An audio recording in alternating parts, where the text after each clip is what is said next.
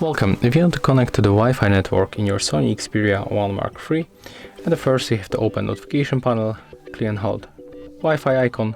When you are in the Wi-Fi settings, you will be able to find the networks around you. So I'm going to connect to Zenfone 7 Pro.